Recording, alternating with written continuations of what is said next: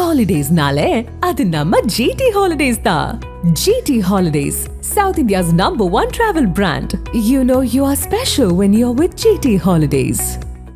தமிழ்நாட்டுல எல்லாமே சேஞ்ச் ஆயிடுச்சு. உங்க நகையையும் சேஞ்ச் பண்ணுங்க. உங்க பழைய நகைக்கு கிராமுக்கு 150 ரூபாய் கூடுதலா வாங்கி புது நகை எடுத்துக்கோங்க. அதே கம்மி சேதாரம் தான் உங்க லலிதால மட்டும்தான். கடந்த ஒரு மாசமா தொடர்ந்து அதிமுகலேருந்து பல பொறுப்பாளர்கள் வெளியே போயிட்டே இருக்காங்க. இந்த தடவை ஜெயிச்ச எல்லாருமே ஒரு 5 பேர் ஆல்ரெடி ராஜினாமா பண்ணிட்டு சிலர் தாவேக்காலையும் சேர்ந்துட்டாங்க. இன்னைக்கு முன்னாள் அமைச்சர் கரூர் சட்டமன்ற தொகுதியில் ஜெயிச்ச எம்ஆர் விஜயபாஸ்கர் அவரும் தன்னோட பதவியை ராஜினாமா பண்ணிட்டாரு. அவரும் தாவேக்கால இணைகிறதுக்கு வாய்ப்பு இருக்குது அப்படின்னு சொல்கிறாங்க. அதே போல் முன்னாள் அமைச்சர் மதுரவாயல் தொகுதியில் நின்று ஜெயித்தவர் பெஞ்சமின் அவர் திமுகவில் சேர்ந்துட்டார். இப்படி அதிமுகவை விட்டு தொடர்ந்து பல பொறுப்பாளர்கள் முக்கிய பொறுப்பாளர்கள் எல்லாருமே வெளியே போயிட்டு இருக்காங்க. இதுக்கு என்ன காரணம்? அதை பற்றி இன்னைக்கு பேசலாம்னு நினைக்கிறேன். ஒரு சக்ஸஸ் தான் காரணம் இல்லை.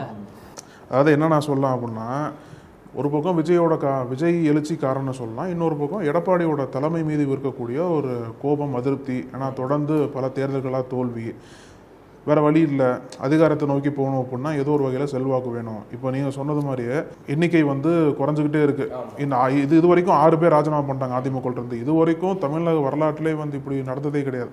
ஏன்னா தேர்தல் முடிஞ்சு 1.5 மாதத்துக்குள்ளேயே அடுத்தடுத்து அதிமுகலேருந்து இவ்வளோ பேர் விலகிறது என்பது இதுதான் முதல் முறை. இப்போ இந்த 6 ஆயிருக்கு, 6 எப்போ 10 ஆகும் 15 ஆகும்னு சொல்லிட்டு தான் காத்திருக்க வேண்டியதாக இருக்குது. அதுவும் எப்போ நடக்குதுன்னா, சனிக்கிழமை தான் வைகோ பொதுக்குழு கூட்டினப்போ ஒரு பேட்டி தராரு.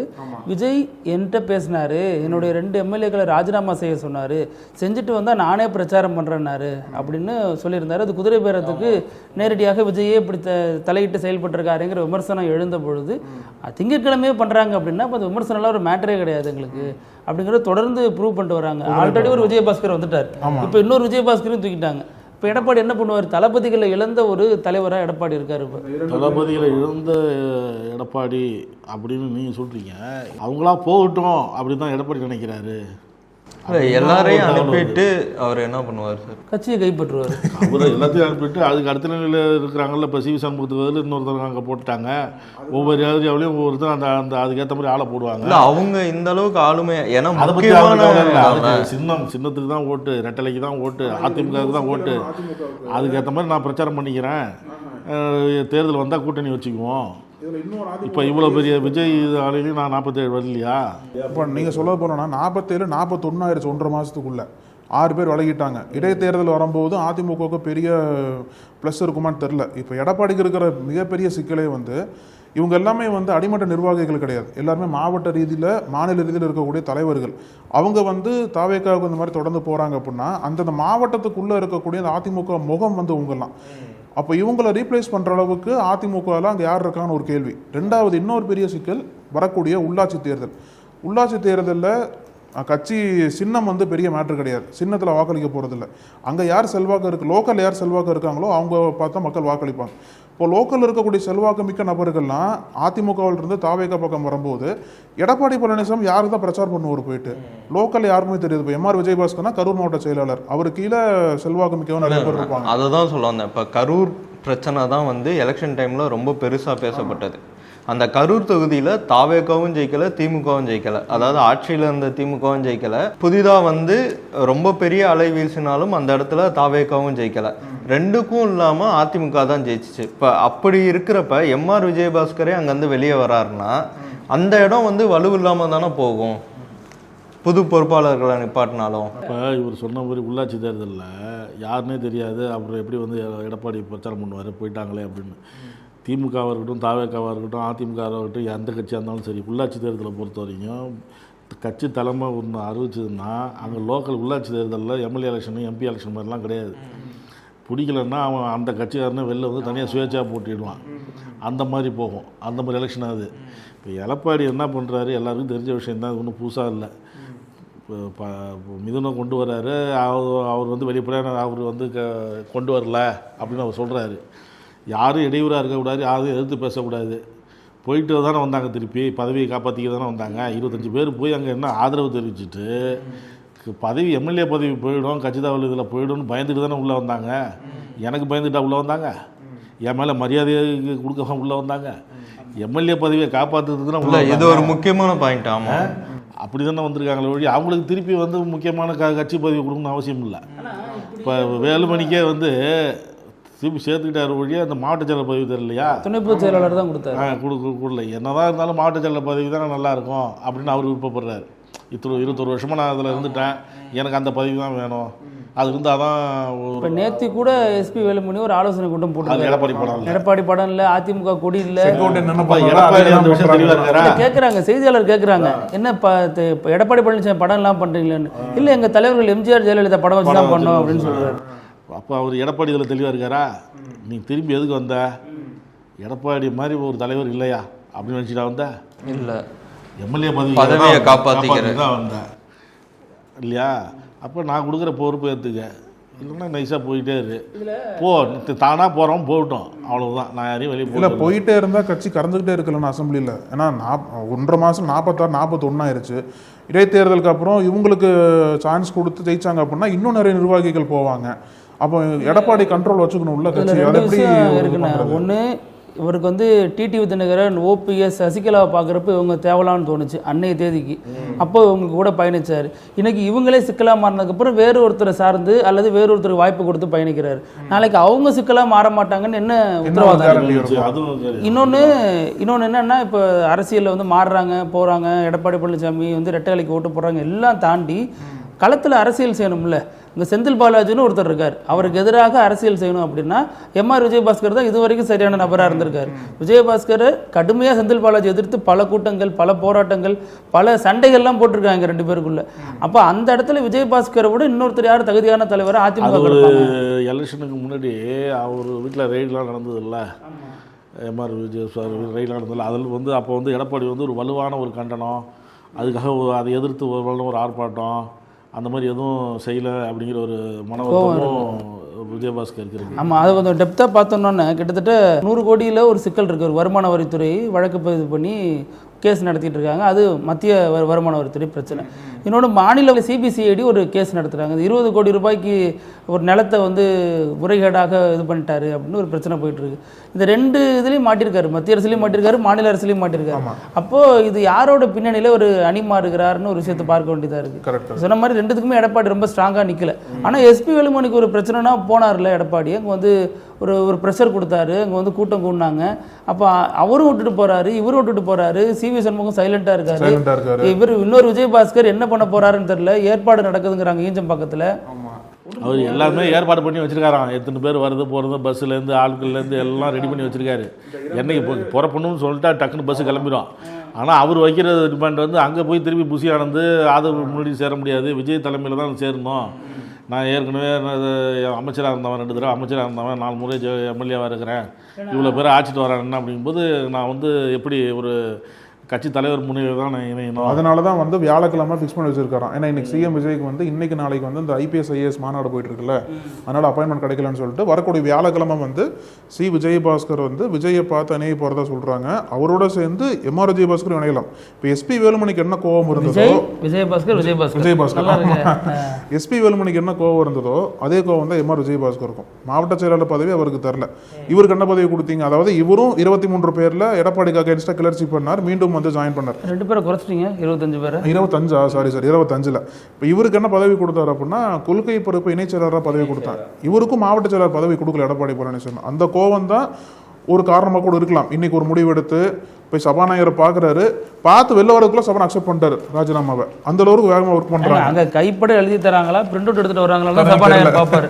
கைப்பட எழுதி கொடுத்தா ஓகே அப்ளிகேஷன் அக்செப்டட் அப்படின்றது. ஆமாம், இதில் இன்னொரு விஷயம் பார்க்க வேண்டியது என்ன இருக்குன்னா, இப்போ இவர் சொன்னார் இல்லையா IAS IPS மீட்டிங் இருக்குன்னு, அது மாதிரி விஜயபாஸ்கர் வர்றதுக்கும் தாவேக்கால இருக்கக்கூடிய அதிமுகவை சேர்ந்தவர்கள் இப்போ இணைந்தாங்களே சமீபத்தில், இவங்க எல்லாருமே விஜய் சந்திக்கிறதுக்கான ஒரு மீட்டிங் ஏற்பாடு பண்ணப்பட்டிருக்கு சனிக்கிழமை வாக்கில்.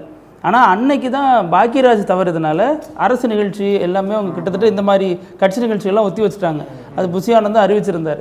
அப்போ அதுவுமே இதில் வந்து ஒரு ரோல் ப்ளே பண்ணியிருக்கு. இல்லைன்னா நேரம் விஜயபாஸ்கர் சந்திச்சிருப்பாரு, அது இன்னும் பலருக்கு ஊக்கம் கொடுத்துருக்கும், இன்னும் பலர் வந்து சேர்ந்துருப்பாங்க. ஆனால் 1000 இருந்தாலும் அதிமுகவினுடைய மனநிலை தான் நம்ம பார்க்கணும்.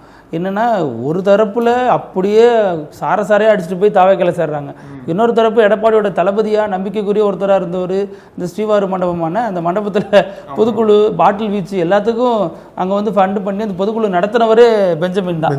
அவர் போயிட்டு திமுகவில் சேர்றாரு. அவர் அதே மண்டபத்தில் மீண்டும் நடத்தி இப்போ பல 100 அதிமுக நிர்வாகிகளை திமுக அணைக்கிறாரு. இப்போ அங்கதான் வந்து ஒரு கேள்வி, இப்போ தாவேக்கால சேர்றாங்கன்னா தாவேக்கா வந்து இந்த தடவை ஜெயிச்சுட்டாங்க, அங்க போனா புகழ் கிடைக்கிது, எல்லாமே ஒரு அட்டென்ஷன் கிடைக்கிது அதிமுகவோட.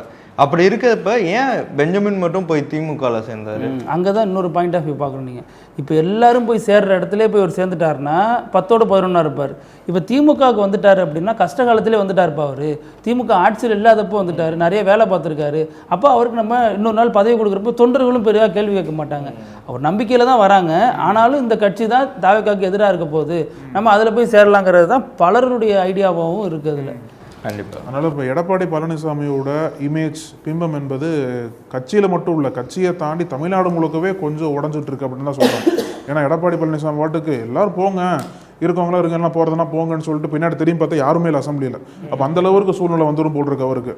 ஏன்னா அன்னைக்கு வந்து பார்க்கும்போது ரொம்ப கஷ்டம். அதிமுக நிலைமையே இந்த அளவுக்கு வந்ததை யாராலும் ஏற்றுக்க முடியல. ஏன்னா எதிர்கட்சி ஆளுங்கட்சி அப்படி இருந்தாலுமே ஒரு வலுவான கட்சியாக தான் அதிமுக செயல்பட்டு இருந்தது. ஆனால் கடந்த 10 ஆண்டுகளில் வந்து அதிமுக வந்த வீழ்ச்சி வந்து யாருனாலும் ஏற்றுக்க முடியல. சில சமயங்களில் சில விஷயங்கள் வந்து எடப்பாடி பழனிசாமி கொஞ்சம் ஃப்ளெக்சிபிளாக நடந்திருக்கலாமோ, விட்டு கொடுத்து போயிருக்கலாமோ அப்படின்ற ஒரு கேள்வியெல்லாம் பெருசாக எழுப்புறாங்க.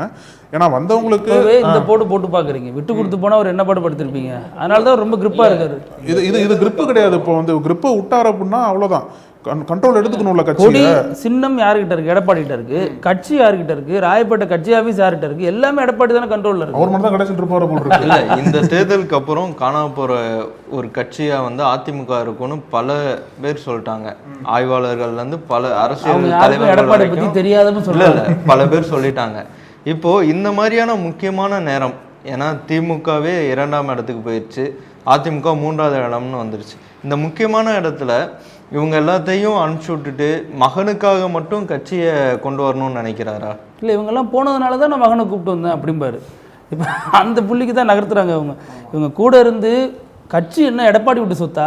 கட்சி இந்த மாவட்ட செயலாளர்கள் உருவாக்குனது தான் கட்சி. இன்றைக்கி ஒவ்வொரு மாவட்டத்துலேயும் அவங்க வந்து சொத்து சேர்த்து கட்சிக்காக பணம் சேர்த்து ஆஃபீஸ் உருவாக்கி வச்சுருக்காங்க. கட்சிக்கு நிறைய பணபலன்களும் பொருளாதாரம் அதிகாரம் எல்லாமே அந்த பகுதியில் இருக்குன்னா அந்த மாவட்ட செயலாளர்கள் தானே. இப்போ கோச்சுக்கிட்டு போகிறதுனால யாருக்கு பலன்? எடப்பாடிக்கும் அதிமுகவுக்கும் தான் பலன். அவங்களுக்கு ஒரு பலனும் இல்லை. இத்தனை வருஷம் உழைச்சதுக்கு என்ன பலன் இருக்குது? 2 கேஸ் தான் மேலே இருக்குது. இதில் இன்னொரு விஷயத்தையும் பார்க்கணும். வெறுமனே எடப்பாடி மட்டும்தான் காரணமா அப்படின்னா, எடப்பாடி மட்டும்தான் காரணம்னா பவர் இல்லாத போய் கிளம்பியிருக்கணும். விஜய் மட்டும்தான் காரணமா அப்படின்னா, விஜய் எலெக்ஷனுக்கு வந்தப்பே போயிருக்கணும். அதாவது தேர்தல் முடிவுகள் வெளியே செங்கோட்டையன் மாதிரி போயிருக்கணும். இப்போ ஏன் போகிறாங்கன்னா அதுக்கு பின்னாடியில் பாஜக இருக்குது அப்படிங்கிற ஒரு பார்வை இருக்குது. ஏன்னா பாஜக தான் பாருங்கள், பாஜகவோட நெருக்கமாக இருக்கிற எல்லாரும் தான் இந்த பிரச்சனையை பண்ணி விடுறாங்க. எஸ்பி வேலுமணி, சிவி சண்முகம், விஜயபாஸ்கர், இப்போ இந்த விஜயபாஸ்கர், இவங்க எல்லாருக்கும் பாஜகவோட ஒரு அட்டாச்மெண்ட் இருக்குது. எஸ்பி வேலுமணிலாம் முடிவெடுக்கிறதுனால போய் அமித்ஷா பார்த்து எடுக்கிற இவங்க எல்லாருமே நீங்கள் சொன்ன மாதிரி பல தடவை டெல்லி போய் வந்தவங்க தான். டெல்லி போயிட்டு வரவங்க. சிவி சண்முகம் ராஜினாமா பண்ணுறங்கிற பேரில் எம்பி பதவி 2 நாள் அங்கே தான் போய் உட்காந்துருந்தாரு. இது அமித்ஷாவோட பேச்சுவார்த்தை நடத்தினாருங்கிறாங்க. இங்கே புதிதாக அண்ணாமலைன்னு ஒரு ஃபோர்ஸ் வருது. அப்போ அதிமுகவை ஈஸியாக டைல்யூட் பண்ணுறது எப்படி அப்படிங்கிறத பண்ணுறாங்க. மிக விரைவில் எடப்பாடி பழனிசாமி பாஜகவுக்கு எதிராக பேசுவார் அப்படின்னு ஒரு தரப்பில் சொல்லுவாங்க. இதுக்கு மேலே பேசி ஒன்றும் பிரயோஜனம் கிடையாது. ஃபர்ஸ்ட் ஆஃப் ஆல், ஏன்னா அதிமுக பாஜக வந்து சல்லிசிலே நொறுக்கிட்டாங்கன்னு தான் சொல்லணும். ஏன்னா இந்த அளவுக்கு ஏற்கனவே விஜய் வந்து பல எம்எல்ஏகளை வாங்கிட்டாரு, பாஜகவும் டேமேஜ் பண்ணிட்டாங்க. இதுக்கப்புறம் எடப்பாடி பழனிசாமி கொஞ்சம் பேசி மீண்டும் கட்சியை வந்து ரிவைவ் பண்ணக்கூடிய ஆட்கள் வந்து எடப்பாடி இழந்துட்டார். இப்போ விஜயபாஸ்கர் ஆகட்டும், இந்த விஜயபாஸ்கர் ஆகட்டும், அப்புறம் இசைக்கு சுப்பையா போன்ற ஆட்கள், அப்புறம் மரகதம் குமார்வேல், பல எம்எல்ஏக்கள், பல முன்னாள் நிர்வாகிகள் எல்லாம் இந்த பக்கம் வந்துட்டாங்க. ஒன்று தாவேக்கால், திமுக அந்த பக்கம் தான் போகிறாங்க. இப்போ டெல்டாவில் பார்த்தீங்கன்னா வைத்திலிங்கம், ஓபிஎஸ் போன்ற பல நிர்வாகிகளை வந்து அந்தந்த பகுதிகளில் செல்வாக்குங்கிற பொருளாக இருந்தாங்க. இப்போ எல்லாத்தையும் எடப்பாடி பழனிசாமி விலக்கி வச்சதுனால, எல்லாருமே அங்கேருந்து வெளில வந்ததுனால இப்போ எந்த ஒரு தலைவருமே இல்லை. சிவி சண்முகம் டவுட்டு தான், எஸ்பி வேலுமணி டவுட்டு தான். இப்போ அந்தந்த பகுதிகளில் இருக்கக்கூடிய தலைவர்கள் எடப்பாடி பழனிசாமி விட்டு போகும்போது யார் இருக்கா செகண்ட் லைனில்? யாருமே நமக்கு பார்வை வரமாட்டாங்க. பாத்தீங்களா, யார் இருக்கா? ஒண்ணு ஜெயக்குமார் இருக்காரு, ஆர்பி உதயகுமார் இருக்காரு, ராஜேந்திர பாலாஜி இருக்காரு, செல்லூர் ராஜு இருக்காரு, சில பேர் இருக்காங்க வெளில வரமாட்டாங்க. அப்ப அவங்களுமே வந்து ஒருவேளை செங்கோட்டையன் மேபி கூப்பிட்டு கன்வின்ஸ் பண்ணி வர சொன்னாங்க அப்படின்னா அவங்களும் வரலாம். ஏன்னா கட்சி சைலண்டாக இருக்காது, அவங்களும் சைலண்டாக இருக்க முடியாது. செல்வாக்கு அதிகாரம் வேணும் அப்படின்னா ஏதோ ஒரு பக்கம் நோக்கி தான் போக முடியும். உள்ளாட்சி தேர்தலில் அவங்களுக்கான செல்வாக்கு நிரூபிக்கணும் அப்படின்னா ஏதோ ஒரு அடையாளம் வேணும் உங்களுக்கு. அதனால் அவங்களும் இப்போ முடிவு எடுப்பாங்கன்னு தெரியாது. ஆனால் எடப்பாடி பழனிசாமி போகிறவங்க போங்கன்னு சொல்லிட்டு அனுப்பிச்சிட்டே இருந்தாங்க அப்படின்னா போயிட்டே தான் இருப்பாங்க. ஆனால் பாருங்க, செங்கோட்டையா உன்னை ரோட்டில் நடமாட விடாம ஆக்கிடுவேன் அப்படின்னு எடப்பாடி பிரச்சாரத்தில் பேசினார். இன்னைக்கு அந்த செங்கோட்டைன்னு எதுவுமே பதிலுக்கு பேசாமல் எடப்பாடி அந்த மாதிரி ஆக்கிட்டார். இன்னைக்கு எடப்பாடி அதிகாரம் இழந்து பவர் இழந்து ஒரு விமர்சிக்கப்படக்கூட முடியாத அளவில் ஓரமாக தள்ளி விட்டாங்க அவரை. தீர்ந்து போன சக்தின்னு விஜய் விமர்சிக்கிற அளவுக்கு மாறிடுச்சு. இதில் இப்போ திமுகவிலிருந்தும் சிலர் தாவேக்காவுக்கு போகிறதா சொல்கிறாங்க. ஆல்ரெடி ஒன்றிய செயலாளர் பல பேர் போயிட்டாங்க. இப்போது முக்கியமான ஒரு ஒரு மாவட்டத்தினுடைய துணை செயலாளர் போயிருக்காரு. அப்படின்னாலும் ஜெகத்ரட்சகனோட பையன் போகிறதுக்கான வாய்ப்புகள் அதிகங்கிற மாதிரி கூட ஊடகங்களில் சமூக வலைத்தளங்களில் செய்திகள் வெளியே. அது எலெக்ஷன் டைம் அப்போவே பொறுப்பில் இருக்க பலரோட வாரிசுகள் வந்து தாவேக்காவுக்கு போகிறதாகவும் தாவேக்காவுக்கு ஓட்டு போடுறதாகவும் இப்போ நிறைய வந்துட்டு இருந்துச்சு. அந்த வரிசையில் இதுவும் ரொம்ப நாளாக பேசிட்டு தான் இருக்காங்க. இது அவர் பையன் போறாரு. தூய சக்தின்னு சொல்லிட்டு அவர் தீர்ந்து போன சக்தின்னு எடப்பாடி சொல்லிட்டு, எடப்பாடி தீர்ந்து போன சக்தியிலேருந்து எதுக்கு உங்களுக்கு நீங்கள் தூர்வாரி ஆள் எடுத்துட்டு இருக்கிறீங்க? அதை தீர்ந்து போன பக்காவிலேருந்து போகிறதெல்லாம் போனால் தான் இருந்துச்சு. அது வரைக்கும் செய்திகள் இப்படி பார்க்க முடியாது. இப்போ என்னைக்கு போகிறாங்களோ அன்னைக்கு தான் செய்தி.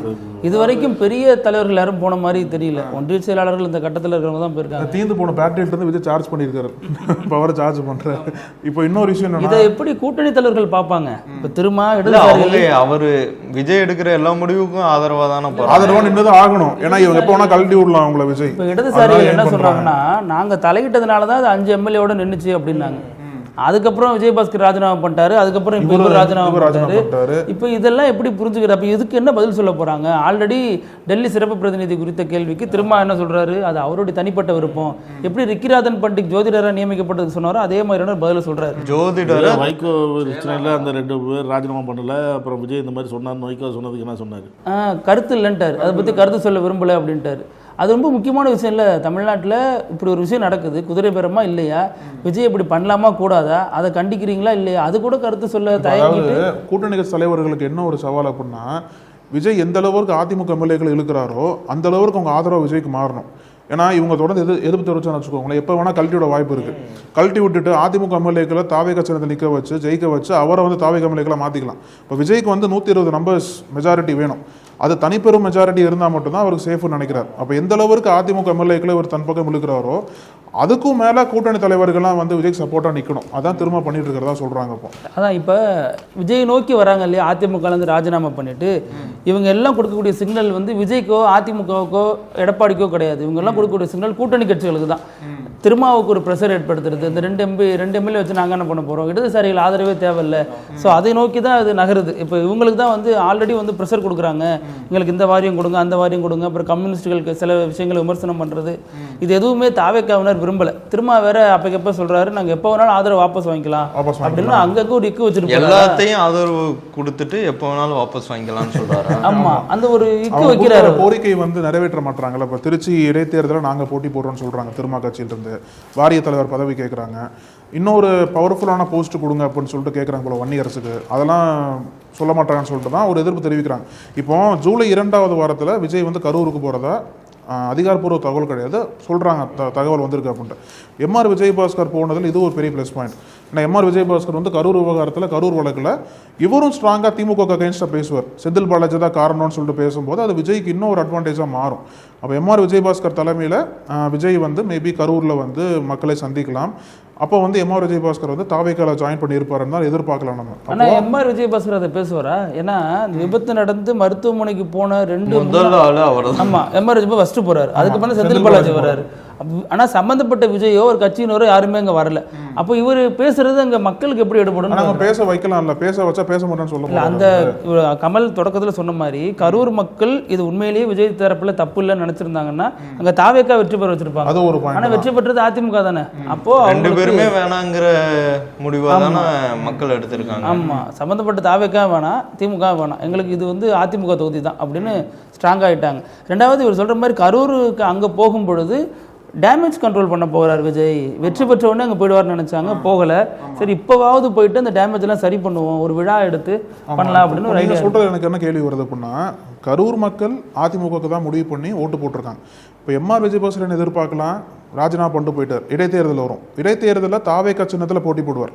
அவங்க கரூர் மக்கள் அதிமுக தான் நிற்கிறாரு அப்படின்னா எதற்காக ராஜினாமா பண்ணிட்டு தாவேகா சின்னத்தில் போட்டி போட முடியும்? அவர் இல்லை எப்படி அது வந்து இவர் அப்படி சொல்லவே இல்லையா? மக்கள் அதுதான் எதிர்பார்ப்பு போறாங்க. விஜயபாஸ்கர் சொன்னாரு, அதாவது விஜயபாஸ்கர் சொன்னாரு, எஸ்பி வேலுமணி இப்படி சொல்லியிருக்காரு மக்களோட ஆலோசனை பண்ணுவேன்னு சண்முகம் சொல்லியிருக்காரு. ஆனா இந்த விஜயபாஸ்கர் சொல்லவே இல்லையா மக்களோட கலந்து ஆலோசனை பண்ண, மக்களுக்கு பிடிச்சதா என்னன்னு கேட்டேன் அப்படின்னு சொல்லவே இல்லை. நிற்கும் போது எப்படி மக்கள் ரிசீவ் பண்ணுவாங்க? அதுல என்ன ஒரு விஷயம்னா நம்மளே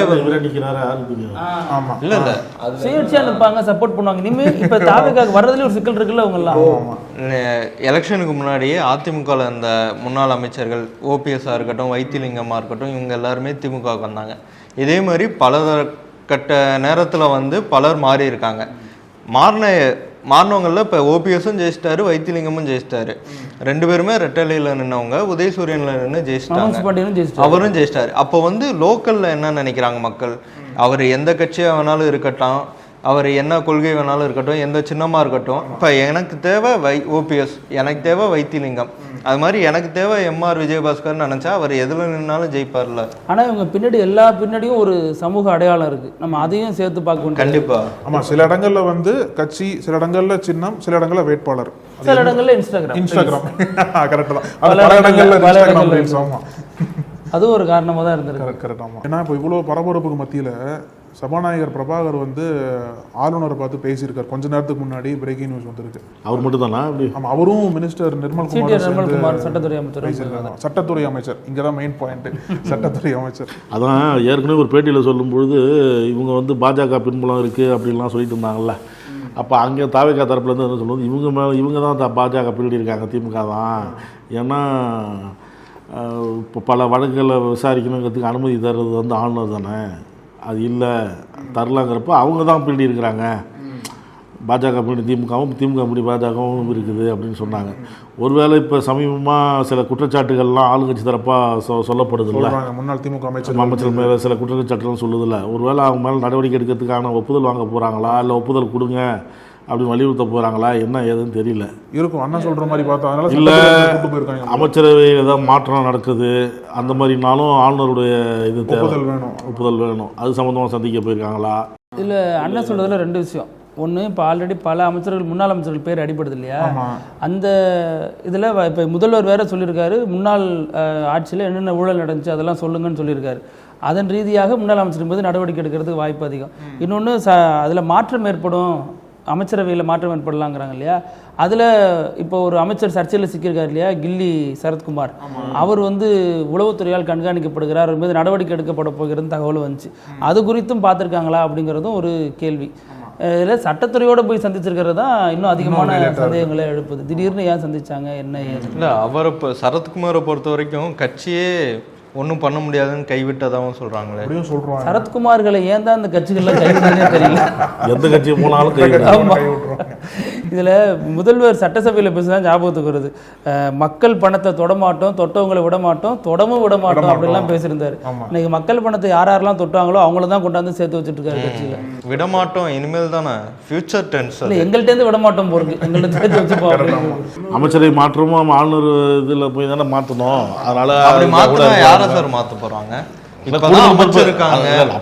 காங்கிரஸ்ல 3 எம்எல்ஏக்கள் பாக்கி இருக்காங்க, 5 எம்எல்ஏக்கள் பாக்கி இருக்கு. அதுக்கு இந்த இது டெல்லி சிறப்பு பிரதிநிதி அமைச்சாங்கல்ல, அதுல காங்கிரஸ் அது காங்கிரஸ் ராஜேஷ்குமார் என்ன சொல்றதுங்களா, இந்த விஷயத்தை பெரிதாக்க விரும்பல, அதே நேரத்தில் இந்த நியமனத்தையும் எங்களால் ஏற்றுக்க முடியல அப்படிங்கிற மாதிரி நைஸாக சொல்றாரு.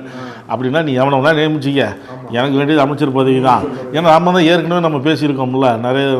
அதாவது கர்நாடகத்தில் இந்த மாதிரி பிரச்சனை இருக்குல்ல, மேகதாதுவோ காவிரி எந்த பிரச்சனையாக இருந்தாலும் சரி தான், காங்கிரஸ் பாஜக மாறி மாறி ஆளுது. இங்கே இருக்கிற காங்கிரஸும் பாஜகவும் சும்மா பேருக்கு நாங்கள் சவுண்டு விடுவோம், அவ்வளவுதான். ஏன்னா இங்கே இருக்கிற ஓட்டு அரசியலுக்காக சும்மா பேருக்கு சவுண்டு விடுவோம் இல்லை, முழு மனதோடு போய் அங்கே போய் சண்டை போடுறதோ அதுக்காக இருக்கிறதோ கிடையாது. எந்த இதுவுமே செய்ய மாட்டாங்க.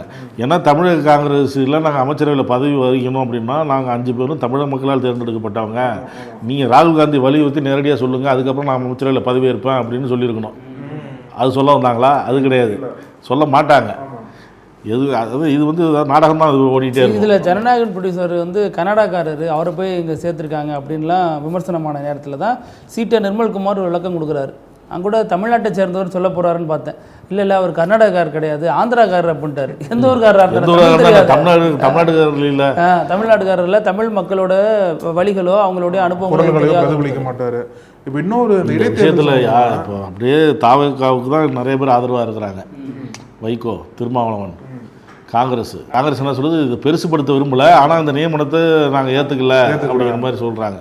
ஜோல்மதிலாம் கடுமையாக இருக்கிறாங்க. இப்போ கூட்டணி கட்சியில் இந்திய கம்யூனிஸ்ட் கடுமையாக இருக்குது. இவங்கெல்லாம் திமுக கனிமொழிலாம் எதிர்க்கிறாங்க. இப்போ என்னென்னா நாளைக்கு இப்போ அவர் வந்து நான் பெங்களூர் நகரம் தான் என்னை வாழ வச்சது அப்படின்லாம் சொல்கிறாரு. அந்த பெங்களூர் நகரத்துக்கு தான் மேகதாது தண்ணி வேணும்னு சொல்லி சிவகுமார் ரெடி பண்ணுறாரு. சிவகுமாரோட நெருங்கிய நண்பருங்கிறாங்க இவரை. ஆமாம் ஆமாம், ரொம்ப நெருங்கிய நண்பருங்கிறாங்க. இவரை இப்போ நியமிச்சிருக்கிறவர் வந்து ரொம்ப நெருங்கிய நண்பருங்கிறாங்க.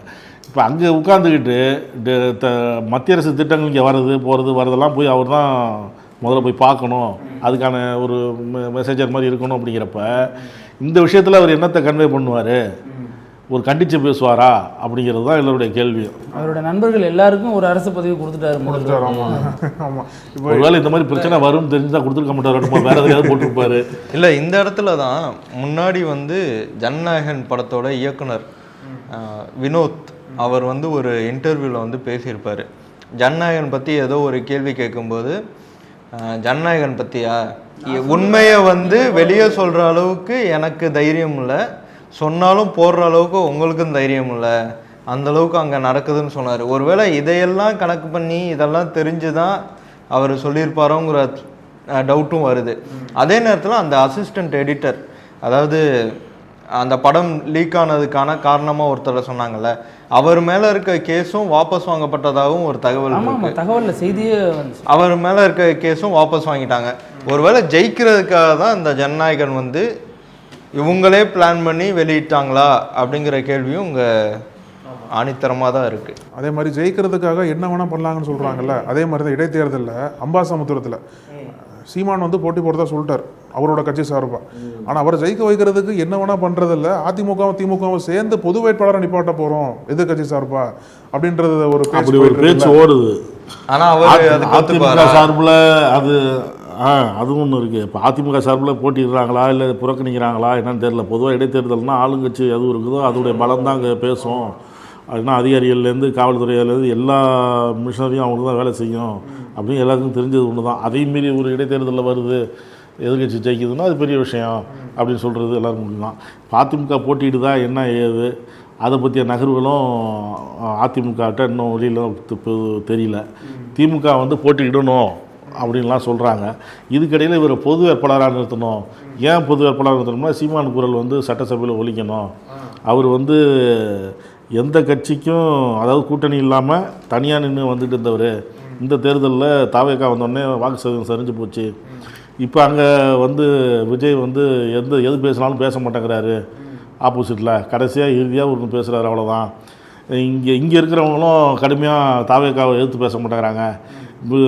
முதல்ல இறுதி உரை நடந்ததில்ல அன்றைக்கி, அதில் இருந்து பேசிட்டு வரல. திமுக இருந்து பேசிட்டு வந்திருக்கணும், பாதியில் வந்துட்டாங்க. கேட்டால் அந்த பார்ட்டி ஃபண்டுன்னு சொல்லி எதிர்த்து கேட்டோம். அது திமுக யாராக இருந்தாலும் பேரை சொல்ல வேண்டியதானே, இவங்களும் கேட்டோம், எதுவுமே சொல்ல அவதூறு சொல்கிறாங்க அப்படின்னு சொல்லி ஏன்னு சொல்லிட்டாங்க. இருந்து எதிர்த்து பேசி அங்கே வந்து கவுண்ட் கொடுத்துருக்கணும். அது இல்லை அப்படின்னா சீமானா அந்த இடத்துல அதை செஞ்சுருப்பார். எந்த குறிப்பும் இல்லாமல் பேசுவார், எந்த சப்ஜெக்ட் எடுத்தாலும் பேசுவார். அங்கே அடித்து நொறுக்குவார். மேகதாது பிரச்சனையாக இப்போ இந்த நியமிச்சிருக்காங்களா, இதை பற்றி இந்த டெல்லி பிரதிநிதி நியமிச்சிருக்காங்களா, இதை பற்றி பேசுவார். மேகதாதத்தை பற்றி பேசுவார். எதாக இருந்தாலும் கவுண்ட் கொடுக்கறதுக்கு சரியான ஆள் அவர் தான். எடப்பாடி பாருங்கள், நீங்கள் அவ்வளோ பிரச்சனை இல்லை பேசாமல் இந்த மேகதாதுக்கு அந்த இன்னொரு இது போட்டாங்கல்ல, ஒரு குழு தீர்மானம், அது மட்டும் தான் எதிர்த்து போயிட்டு வந்துட்டார். மற்றபடி பேசாமல் கொண்டு வந்துட்டார். இப்போ திமுக தங்களை குறை சொல்கிறாங்கன்னு நினச்சி வந்துட்டாங்க. இதே சீமான்னா எல்லா விஷயத்தையும் எடுத்து பேசிப்பார். பேச ஒவ்வொரு வார்த்தைக்கும் பதிலடி கொடுத்துருப்பாரு, அடங்கியிருப்பாரு. அவர் சொன்ன விஷயங்களால அடங்குவார். சபாநாயகர் வெளியில் அனுப்புங்கன்னு சொல்லி அப்படி இருந்தாலும் பேசுவாருங்கிறது அவங்களுடைய கட்சிக்காரங்களுடைய இது. இல்லை, இதில் அந்த மாதிரியே அவங்க கட்டமைக்கிறாங்க. யார் கட்டமைக்கிறாங்கன்னு தெரியல. பொது வேட்பாளராக அவரை போகணும்னு. இப்போ சுபவி நேற்று ஒரு வீடியோ பார்த்தேன். அதில் அவர் என்ன சொல்கிறாரு, அது எப்படிங்க, அவர் திமுகவை எதிர்த்து பேசியே வளர்ந்தவர், அவர் போய் எப்படிங்க திமுக ஆதரவோட பொது வேட்பாளராக நிற்பார், அது அவருடைய மானம் இதுக்கு சரியா அவர் எவ்வளோ பெரிய ஆள் சீமானு. அவர் வந்து தனியாக நிற்பார், திமுக எதிர்த்து தான் வெற்றி பெறுவார். அவர் திமுக ஆதரவோடு ஜெயிச்சான் அப்படின்னா அவருக்கே வந்து ஒரு இழக்கு ஏற்படுற மாதிரி. அவருக்கு திமுக எதிர்ப்பு வாக்குகள் தான் அவரோட வாக்குகளே, அதை எப்படி ஆதரவு வாக்குகளை மாற்ற முடியும்? சார் சொன்னதில் ஒரு முக்கியமான விஷயம் என்னன்னா, திமுக உறுப்பினர்கள் வெளிநடப்பு பண்ணுறது. அதிமுக ஆட்சியில் இருந்தப்பயே இவங்க ஒரு 10 மணிக்கு உள்ளே போகிறாங்கன்னா 1 மணி நேரம் அதான் டைம், உடனே வெளில வந்துடுவாங்க. அதுக்கு ஏதோ ஒரு காரணம் சொல்லுவாங்க, செய்வாங்க. அந்த திமுகவோட வெளிநடப்புங்கிறது ஆரம்ப காலத்தில் ஒரு எதிர்ப்பாக இருந்தாலும் அது தொடர்ந்து நடந்துக்கிட்டே இருக்கனால இப்போ அவங்க என்னப்பா இப்போ சட்டமன்றத்துக்கு போய் என்ன பண்ண போகிறாங்க, வெளிநடப்பு பண்ணிட்டு வெளில வருவாங்க, நடக்கிறதெல்லாம் நடக்க தான் போகுது அப்படிங்கிற கருத்தும் வந்து ரொம்ப வெளிநடப்பு கார் ஏறி வந்துடுறது இல்லை. வெளிநடப்புன்னு டீ குடிச்சிட்டு மறுபடியும் உள்ளதான் போனாலும் இப்போ லாஸ்ட்டாக சார் சொன்னாங்க முதல்வரோட பதிலுரை இருக்க வேண்டிய இடம் தானே, யாரை பற்றி பேசுகிறாங்க, அவங்கள பற்றி தானே பேசுகிறாங்க, அங்கே இருந்திருக்கணும்ல. கடைசி முதல்வர் பேசி முடிக்கிற வரைக்குமே உள்ள இல்லையே, அப்புறம் அதனால என்ன பயன் இருக்கு? இதில் ரெண்டாவதாக பொது வேட்பாளருங்கிறது எப்படி, அதுக்குன்னு சில கிரைட்டீரியா இருக்குது. பொது வேட்பாளர்னா அப்துல் கலாம் பொது வேட்பாளராக நிப்பாட்டுவாங்க, அல்லது எந்த கட்சியும் சாராது அல்லது சார்ந்திருந்தாலும் நல்ல கண்ணு மாதிரியான தலைவர்கள் இருக்கும்பொழுது நிப்பாட்டினா அது ஏற்றுக்கொள்ளப்படும். சீமான் காலங்காலமாக திமுக எதிரான அரசியலே பண்ணி அதை தாண்டி அடுத்த கட்டமாக பெரியாருக்கு எதிரான அரசியலையும் பண்ணார். இப்போ தலைவர்கள் ஏற்றுக்கொண்டாலும் தொண்டர்கள் எப்படி ஏற்றுப்பாங்க? ஜெயலலிதாவை வந்து சமாதியில் எப்படி படுத்திருக்காங்கன்னு சொன்னவர் சீமான் எப்படிப்பட்ட விமர்சனத்தை முன் வச்சார். அது மாதிரி கலைஞர் மீது சொல்லாத விமர்சனமே கிடையாது. அண்ணா மீதான விமர்சனம், செருப்பு வச்சு காட்டினது, இது எல்லாமே தொண்டர்களுக்கு நினைவு இருக்கும். இது ஏற்றுக்கிட்டாலும் திமுக அதிமுக பெரிய பலகீனமாக தான் போய் முடியும். இந்த முடிவு திராவிட சுடுகாடுன்னு சொன்னார்ல. ஆமாம், இது 3 ஆண்களுக்கு மத்தியில் ஒரு பெண் படுத்திருக்காருன்னு அந்த விமர்சனத்தை வச்சார் முன்னாள் முதல்வர் ஜெயலலிதா பற்றி. இப்போ திமுக அதிமுகவும் ஒன்றா சேர்ந்து செயல்படுறதுக்கு ஒரு காரணம் வேணும் போல, அதுக்கு சீமான காரணமாக வச்சு செயல்படுறாங்களோ அப்படின்ற ஒரு கேள்வி எழுது. இந்த மாதிரி சேர்றதுனால தானே எதிரி இப்போ இருக்கிற கூட்டணி கட்சிகள்லாம் பிடிக்கலன்னு அங்கே போனோம்னு சொல்கிறாங்க. காங்கிரஸ் முதற்கொண்டு கம்யூனிஸ்ட் முதற்கொண்டு நேற்று வைகோ கூட அதானே சொல்கிறாரு போகிறோம்னு. அப்படின்னா தமிழிசை கேட்குறாங்க, நீ எதுக்குப்பா கட்சியை உடைச்சிட்டு வந்தீங்க, அப்புறம் திமுக கூட போனீங்க, அப்போ உங்களை என்ன சொல்கிறது, உங்களை நம்பி கட்சியை உடைச்சிட்டு வந்தேன்னு சொல்லி உங்களை நம்பி சில பேர் தீ குளிச்சுட்டாங்க, உயிரை போயிட்டாங்க, அந்த ஆன்மா அடங்கிறதுக்குள்ளே நீங்கள் திமுக கூட போலியா அப்படின்னு அவங்க நேற்று அவங்க வேற எதிர்த்து பேசுகிறாங்க. ஆமாம், 94 கட்சி ஆரம்பிச்சு 99 போயிட்டாரு லோக்சபாவுக்கு திமுகவோட. நக்கீரன் டிவிக்கு சப்ஸ்கிரைப் செய்யுங்கள். உங்கள் ஆதரவே எங்கள் பலம். ஆசிரியர்களுக்கு நண்பனாகவும் மாணவர்களுக்கு ஆசானாகவும் திகழும் தேர்வு வழிகாட்டி. ஒவ்வொரு பாடத்திற்கும் அனுபவமிக்க ஆசிரியர்களின் துல்லியமான தெளிவான விடைகள். CNC இருக்கு, தேர்வு பயம் எதற்கு? இது தீரன் பப்ளிஷிங் ஹவுஸ் விற்பனை வெளியீடு.